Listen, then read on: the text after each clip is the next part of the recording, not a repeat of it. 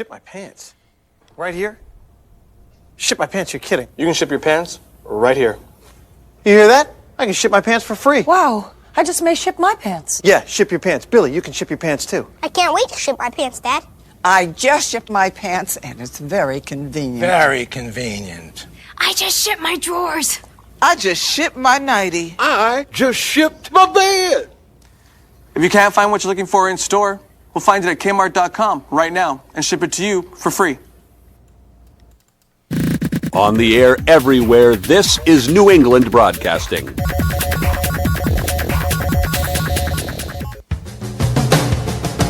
Good morning, good afternoon, good evening, good night. It's the Ron Van Dam Show. Thank you very much. Hold on tight, things can get a bit weird, if you like that sort of thing.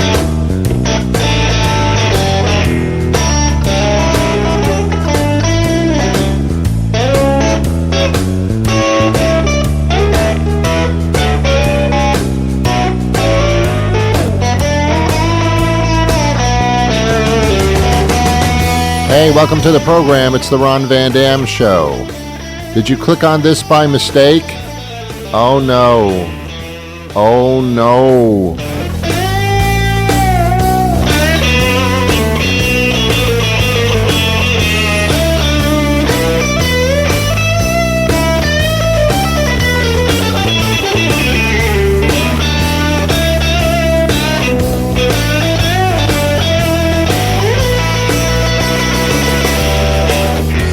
On my phone, I have a feature.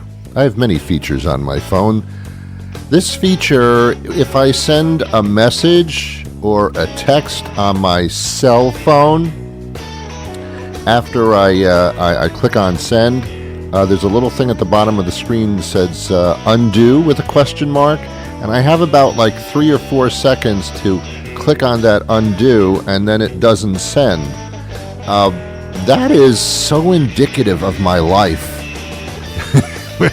Ron, do you know what you just did? Oh no, I can't. You've got 3 seconds not to have done it. Oh no, I gotta click. That's my life. That's my life. Wouldn't it be great if all of us had 3 seconds to take everything back like it never happened? But what an intense 3 seconds it is. Those 3 seconds are like everything at that point. I'm always too late. By the time I can figure it out whether I want to send it or not, the time has elapsed. What it needs on my cell phone is another 3 seconds. Okay, you didn't undo in 3 seconds. You got another 3 seconds to think about that. Boy, I wasted more than 3 seconds of your life right there, didn't I? I apologize. Anyway, it's too late. You can't unclick this. Besides, if you do, you're not going to win that big prize at the end of the program. Yeah, it's a lie. The president can lie, so can I.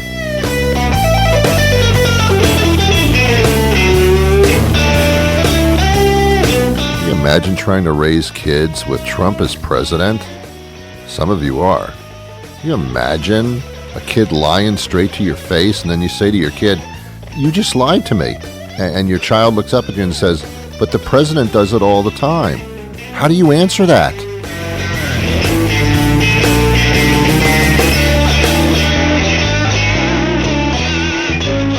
Well, you don't answer it. You just leave the room. You say, oh my God, I have gas. I must go to the bathroom immediately. And then you never bring it up again because there's no way to address that. Have you clicked undo yet? Wouldn't it be amazing if you had this wild, passionate sex with your partner, and then it's over? You know, you're both lying back on the bed smoking a cigarette. Not that people do that anymore, but they do in the movies, so I brought it up. And you just had sex, and then on the bottom of the bed there's a little place to click where undo. We never had sex. Undo here. Oh, the undo. I love the undo. The undo's fantastic. There's got to be undos everywhere. I love the undo. Anyway, welcome to the program. I am Ron Van Dam. This is the Ron Van Dam Show. I think that's all you really need to know at this point. Beyond that, anything you pick up is really inconsequential. I've been talking about myself for the past, 5 minutes, and that is so rude of me. I have completely ignored you and the fact that you're in the room. I really have, and I apologize for that. Let me just address you directly. How are you? Good to see you. Everything okay? How's the family? Is everything good? Are you feeling all right? Can I help you in any way? Not that I would if I could. Can I drive you to the airport? Can I help you move? Is there anything I can do to make you more comfortable? Would you like me to massage your feet? Would you like me to make a phone call for you and make believe I'm somebody else so you can get out of something? I'm just trying to be nice. I will do none of those things for you, but I will offer them. Then when you say, okay, Ron, you can help me move. I happen to be moving on Saturday. You can help me move. Oh, Saturday? Oh, the one day that I can't do it is the day that you choose to move. Oh, my God, what are the chances of that? All right, then, I guess I can wait until Sunday to move. Sunday? Oh, no. Oh, because Saturday, what I'm doing, I won't be recuperated till, oh, no, I can't Sunday. Oh, no, it's church on Sunday. But, Ron, you don't go to church. Oh, I do. I've been going to church since I just said this. Oh, I do. Oh, I go to church all the time. I don't even go home. I go to the church and I stay in the church. I live in the church. Well, Ron, you don't seem very religious to me. Oh, no, I am, though. It's a front I put on. I am very religious. Well, I'll tell you what, Ron, I can call the place I'm supposed to move into and tell them there's going to be a week delay. And how about if we do it not this weekend, but you can help me move next weekend? That should work. Oh, no, next weekend? I have to help another friend move somewhere else. Oh, my God. Oh, I would do anything for you, but I can't on those particular days. This sounds like you don't want to help me move. No, come on. Come on. All right, how about I'll wait till Monday. Then we won't get into the weekend at all. How about if you help me move on Monday? Because my arm hurts and I can't really move too well, so I really need a friend to help me out. Monday? Do you know how long it took me to get that dermatology appointment? Oh, I cannot. Look, I'd love to help you move, but that is not going to work out. As a matter of fact, I changed my mind. I don't want to do anything for you. I was just saying that. You're really a piece of crap. Undo. Mm-hmm. Hey, welcome to the program. Thank you so much for being here. If it wasn't for you, there'd be other people that would be listening, so it's not really that I need you. It's just we go back so far. I know it's the first time you're ever listening, but we go back all the way to the beginning of this show. Remember that? Like 8 minutes ago now. Do you remember that? Oh, we go far back. Do you know what I spend most of my day doing in my head? Thinking about what I'm going to do for dinner. Yeah, I do. That's pathetic, isn't it? You wake up in the morning, you brush your teeth, you do something like for 10 minutes, pick up the dog poop in the yard, whatever the case may be, and then you spend the rest of your day saying, what do I want for dinner? It consumes me.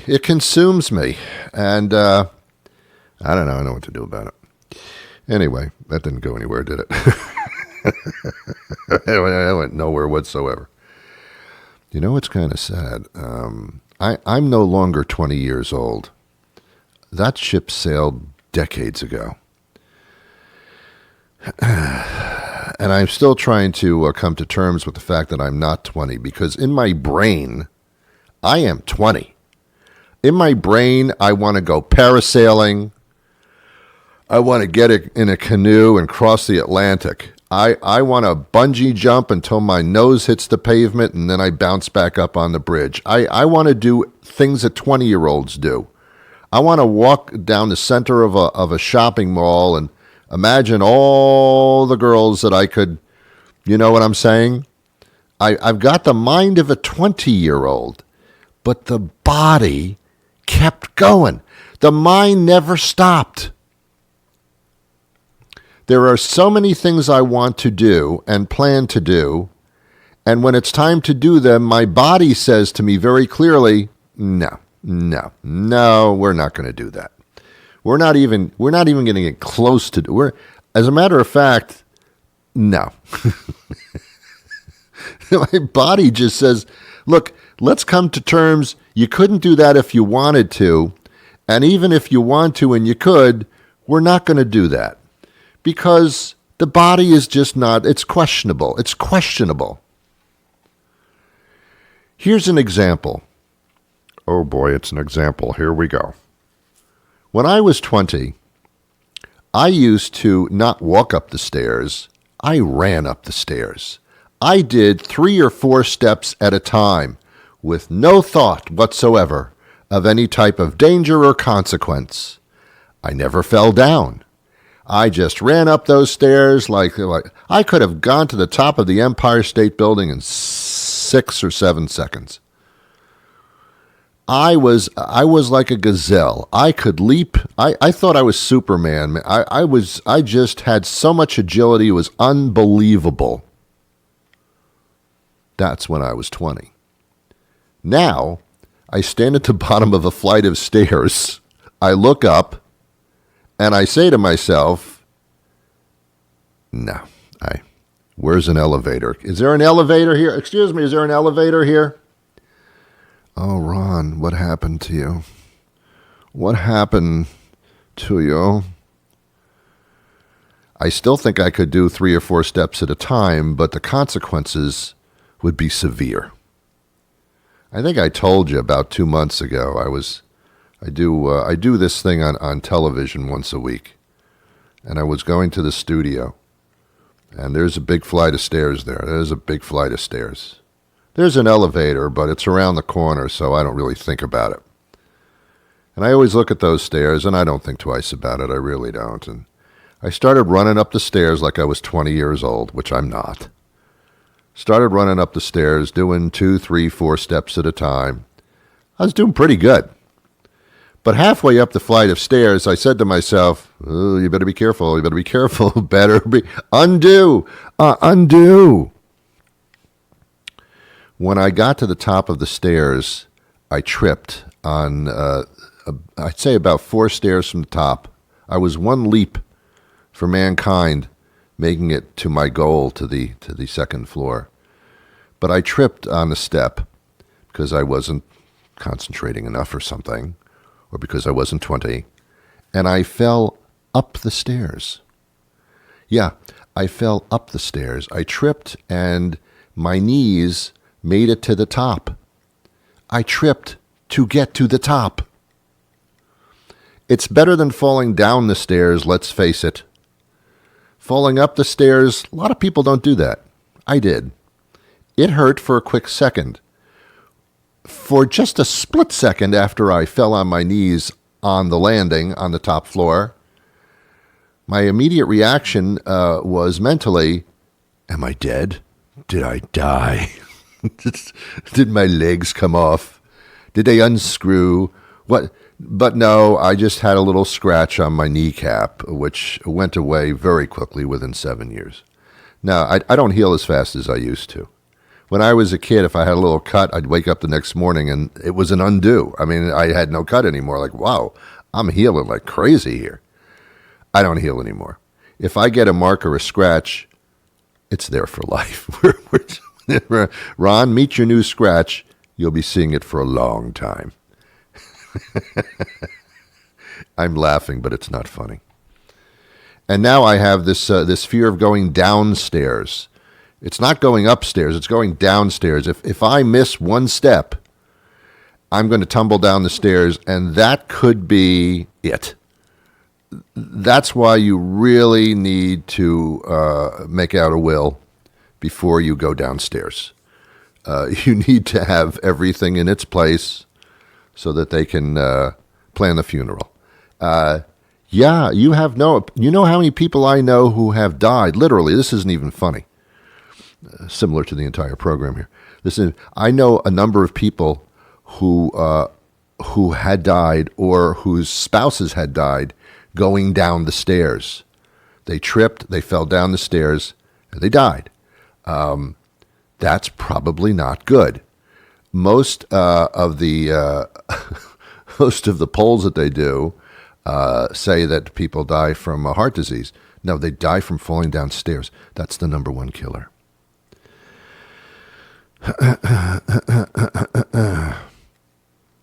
That leads me to my biggest concern right now.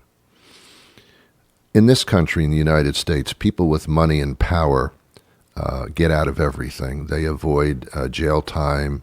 They hire the best lawyers. They get out of all types of circumstances. They settle cases with their money, and then they just walk away. People of power know people. They can get things fixed and taken care of and all that kind of stuff. In most cases, at least they all believe that they are so powerful and so rich that they can just buy their way out of everything. Oh, you're going to fine me? You're going to give me a financial penalty? Fine, that doesn't bother me. I got plenty of money. Those people need to have a slap in the face, but you're not allowed to slap people anymore, apparently. Apparently, according to what I read. So these people of power and wealth, I'm always amazed when I read the news or see the news on television and somebody who is rich and powerful actually died. How's that possible? If you have that kind of power and that kind of wealth, can't you hire the best doctors in the world to keep you alive? Apparently not. I guess that's the one thing that makes us all human, that makes us all the same. Granted, if you have no money and you're poor, you'll probably die a lot sooner than the ones that have a lot of money. But the end game is the same. And that scares me. That tells me that we don't really have a way of stopping this thing. When a president dies, my immediate reaction is, oh my God, how did that happen? Well, Ron, they died of natural causes. What, there are no doctors that can stop that? When these famous people die from like a cancer of some sort, and there are hundreds of cancers that you can die from, I always remark, like, they couldn't cure that for that guy? For that famous woman, they couldn't do anything about that? That's scary. That's the scary part. If somebody rich and powerful dies from that, what are my chances here? They're not good. This is why all I do all day is think about what's for dinner, because if I didn't, this is what would happen. My mind is consumed by stuff. I've always been like that. I've always said there are two kinds of people that roam this earth. There are the people that think about everything, and there are the people that think about nothing, and there's no one in between. There's no middle class when it comes to that. Either you second guess everything, you don't trust people, you think about the end game, the scenarios, you think ahead.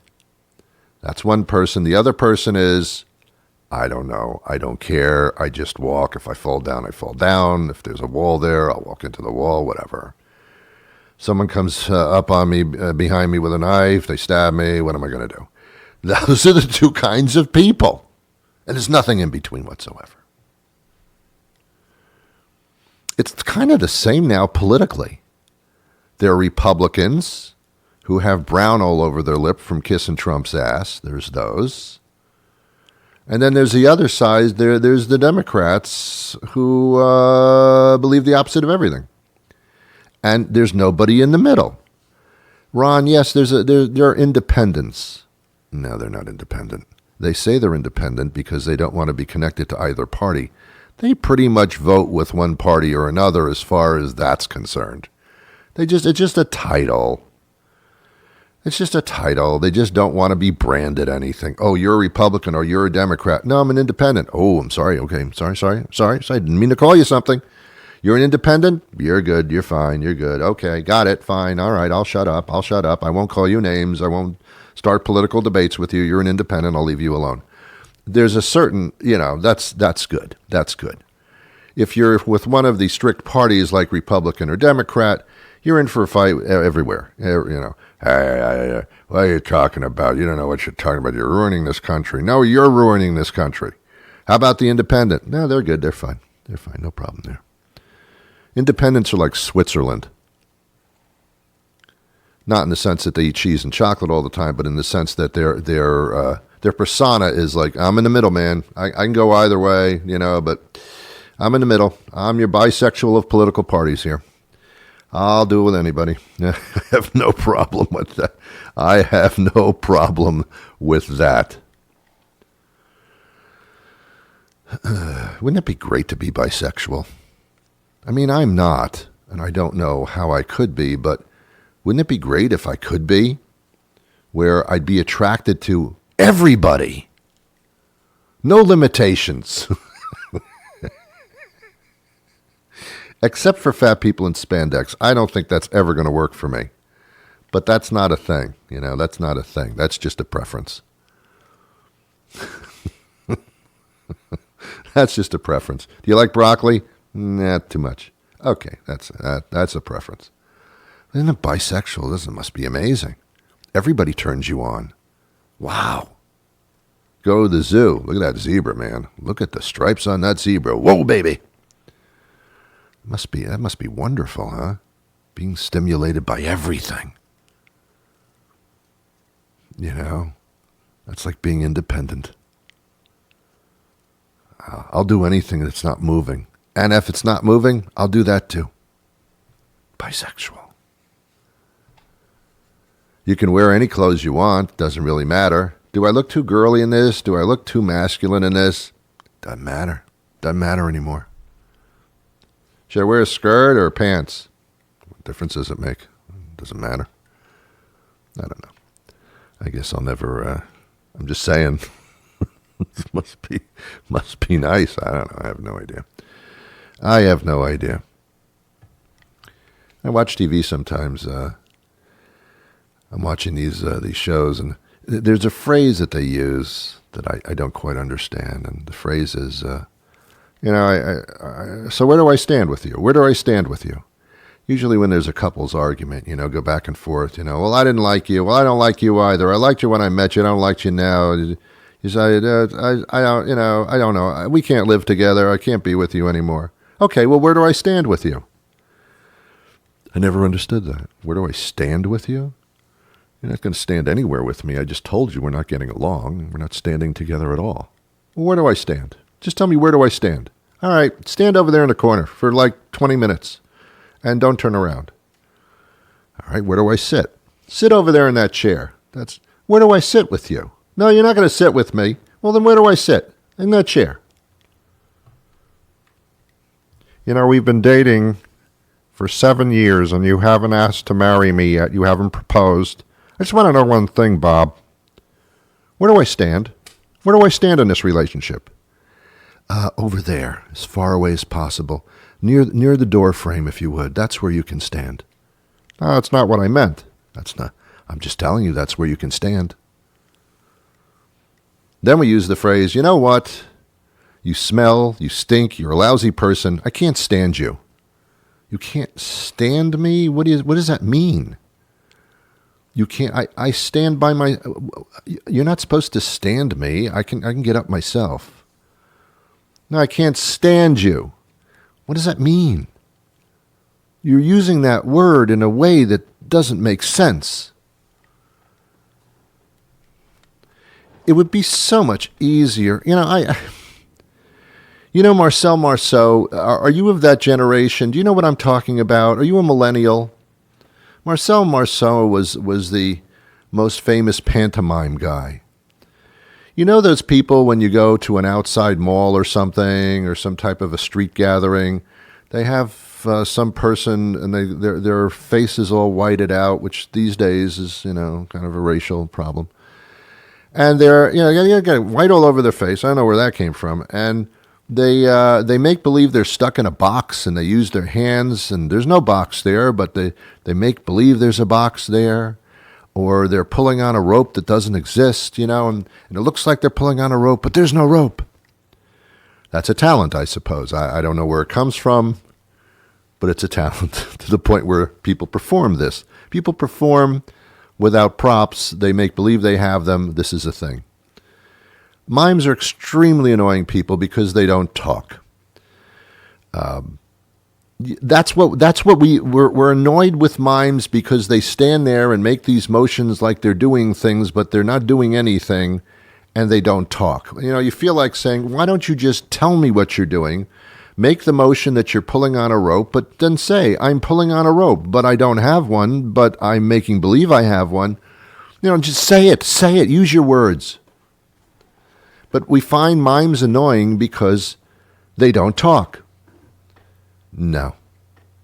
I do find mimes annoying, but not because they don't talk. I find people annoying because they do talk. It's the opposite for me. Now, if there was a guy or a girl standing there on the street performing and consistently just talking and talking and talking and talking, I would find that far more annoying than a pantomime person standing there pulling on a rope that doesn't exist and not talking. That is not a big deal to me. I can just walk by and say, I can't hear that person, therefore they don't exist. So no, if you ever complain about a mime because they just don't talk, consider the alternative. That would be horrible. It really would. You never tell a mime to shut up. That just doesn't happen. Shut up!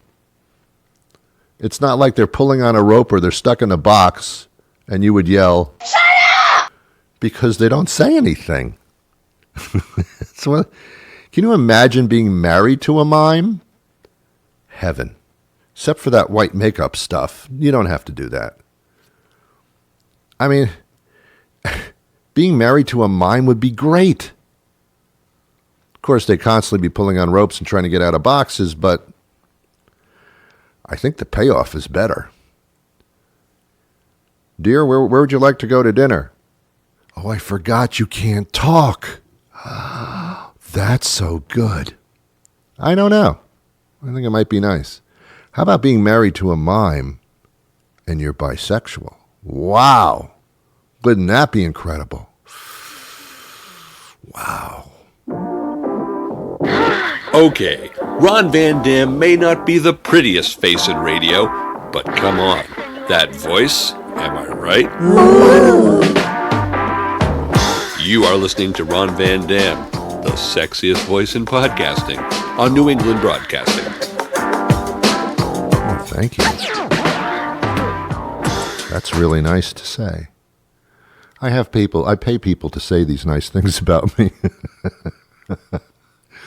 Although there are plenty of those little things that aren't very, very nice. They're kind of derogatory, but hey,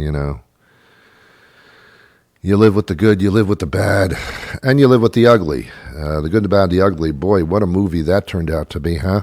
I don't remember what happened. I just remember the title.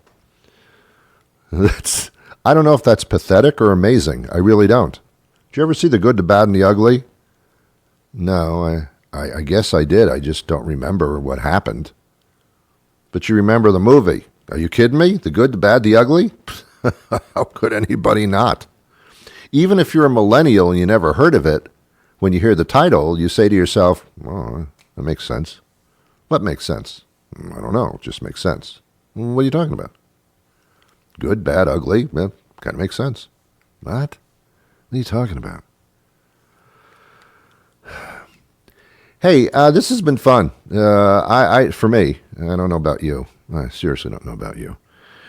I'm going to be back again tomorrow with a brand new show. I hope you join me then. Until that time arrives, which could be like a whole day from now, I wish you peace. Be careful.